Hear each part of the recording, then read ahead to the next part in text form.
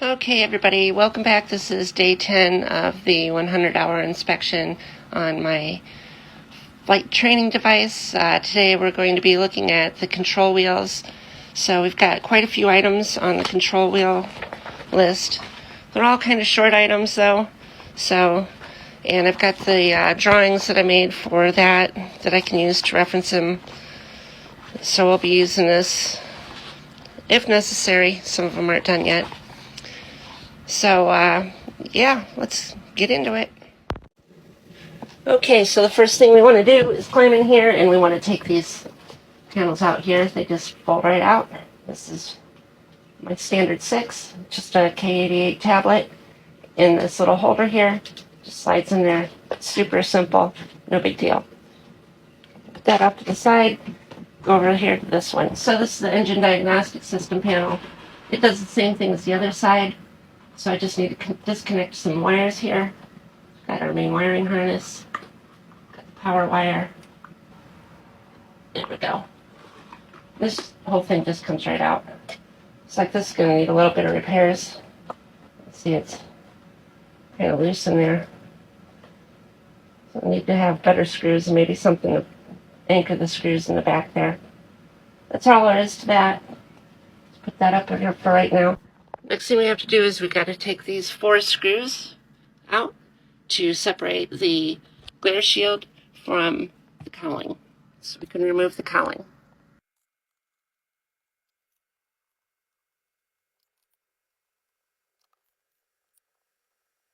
For taking the top of the dash off, there's these little, I don't know what you'd call them.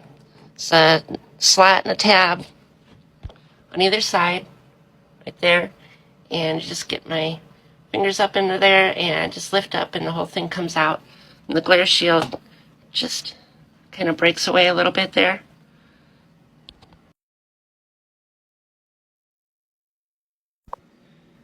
And here now we can see right down in there to get to all the goodies that we need to get to.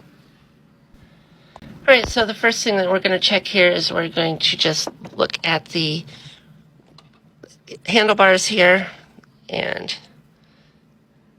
kind of just check out the mounting hardware.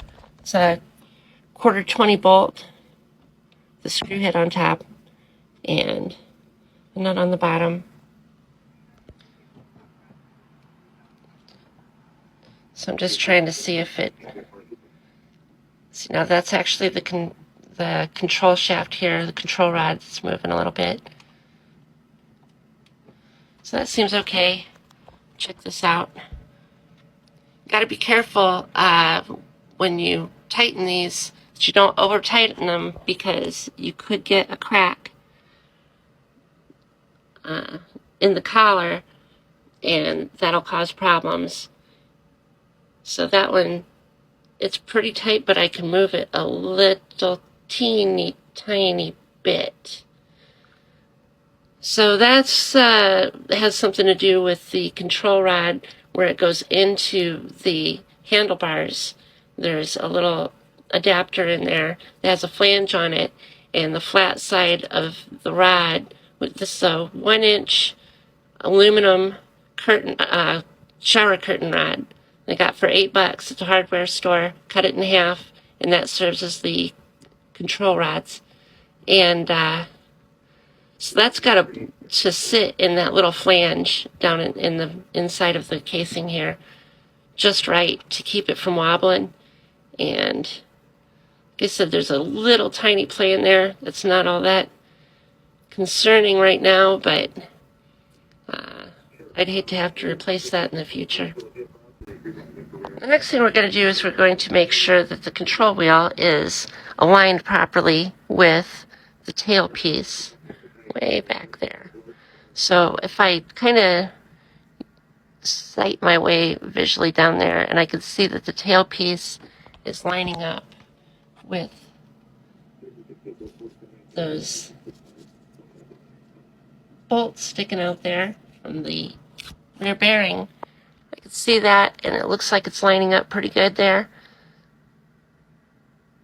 Now that should be straight. A little bit of play there. Okay. So and I'll take a little level here.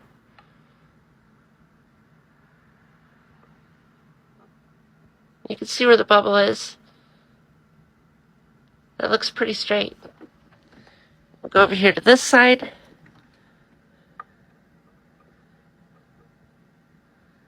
Alright, so that is not straight.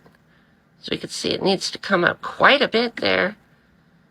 So I need to adjust the orientation of the control wheel to the tailpiece. Otherwise it'll feel like you're always giving it some left aileron there when you're going straight. So what I have to do is I have to loosen up a little set screw on the back of the tailpiece and then rotate this to be properly aligned, and then tighten that little set screw back up, and it should be good. Okay, so there's the tailpiece, and there's a little set screw there. So I've got to undo the little set screw just a little bit.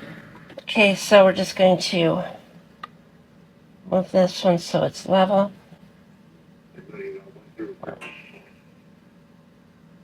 Turn it until it moves just a little bit.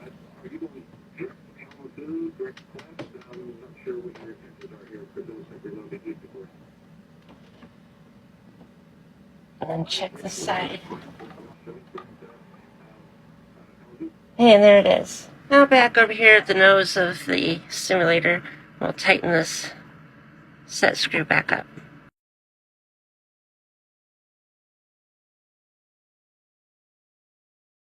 Okay, now we're going to check the push-to-talk wiring. This side has one push-to-talk button. This side over here has two push-to-talk buttons. I put the one that had two of them on here. This is just a newer yoke setup. I put this one on this side because if you're sitting in the right seat, you're going to be using your right hand to key the radio while using your left hand to control the throttle. This is just I think a RJ11 phone jack here, and a cord that had two ends on it. I cut it in half and drilled a little hole and just fed it in the back there. That looks good. Look at this side, same thing, exact same setup.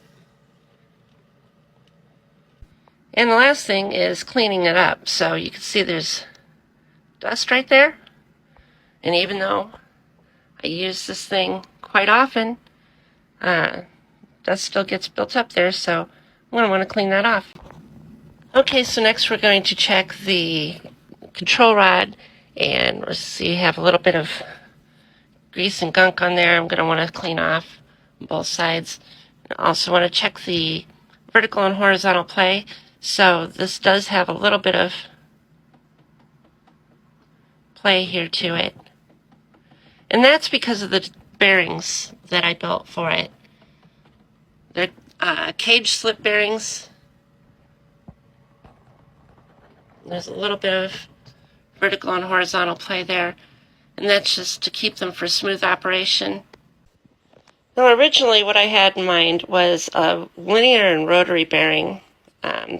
They call them different names or whatever, and this was advertised as a 1-inch diameter bore. So it was supposed to accept a 1-inch diameter rod or tube. It's got a bunch of little bearings down in there, so that the tube's supposed to go in and out and be able to turn. Well, when I got them, here's the 1-inch, and you can see that it does not fit. So that was a bust. So I had to make some bearings, and I've got a better idea based on this design that I could make out of some nylon sheets or PVC sheets, either or, and some machined ball bearings. We're going to check the control rod collars here just to make sure that they're on there tight. Yep, those look good. So those are just the flanges that came with the curtain rod, the shower curtain rod here, and I figured they just make good trim rings. Now there's little I don't know, little tabs that go around the insides of these that are meant to catch onto this and keep it from moving. So in order for this to actually work as a trim ring, I had to take some pliers and pinch all those little things out of the way to keep it from grabbing against the control rod when it was being actuated back and forth. Okay, so we're going to check out the bearings. So these are the bearings. Like I said, they form a cage around it, and they're just a slip bearing.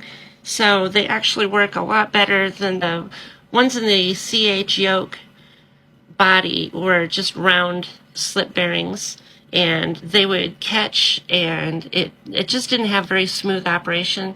So I figured that anything might be an improvement over that. So this is all just PVC tubing. So just check it and make sure that it's good. Now this whole thing is great because it can be disassembled without taking the yoke control rod out. And we're going to check the play here at the tailpiece. So as you can see, it's really not that bad. I mean, there's really no vertical play and very little horizontal play. So we'll check the other side. All right, so we've already looked at this side for adjusting the control wheel to the tailpiece. Now this one has a little bit more vertical play here and about the same horizontal play. Now the reason this has so much vertical play is because, like I said, these bearings just aren't that accurate, and in order for this to really move freely, it's best just to have a little bit of play here at the tailpiece. Now this does cause a little bit of issues because you have maybe a 1/16 inch of play on this side, a 1/16 on the other side. That's an 1/8 inch total when it gets down to the end of the control wheel. So there's a little bit more play down there, and making new bearings would definitely solve all those problems. But that's not in the cards for just yet, so I might wait till this winter to build those and see how those work. While we're over here, we want to check the tailpiece connecting hardware here, just to make sure everything is tight. It should move a little bit. Got nylon washers here to facilitate rotation there. It gets a little bit tight right there, and that could cause a little bit of binding. So the biggest binding, though, is in the shackles, so we'll be looking at those here pretty soon. That looks good. I'll go and check the other side. On this other side, it's actually kind of stiff right there, and so I think I might want to loosen that up just a little, just to give it a little bit more room. Okay, so that looks a little better, and we'll go ahead and drop some 3-in-1 oil down in there. I'm going to go ahead and 3-in-1 oil up the other side too while I'm at it. And the last thing to check on this is to make sure that this set screw right here is tight, that it hasn't backed out at all, so that when we go to turn the control wheels that it doesn't misalign here, because this is meant to float. Because the control wheels are plastic, they're obviously the weakest point, and with that hole drilled through the collar and the back of the control wheel, so if I've got say a friend that I'm flying with in here, and we're trying to put in opposite input, it won't break the control wheels. It would just turn that a little bit. So I'd rather this turn than the control wheels break. Next thing we're going to look at are these speakers right here. These are the main speakers. Just make sure that they're kind of, everything looks good on them. Probably need to be dusted, I don't know. So that's what the speakers are for, all the engine sounds and whatnot. We'll check the back of the speakers here and check the wiring. Make sure that it's not in the way of anything. I'm looking at it on the other side, that black wire that runs there, and it doesn't look like it's interfering with anything. So that looks good.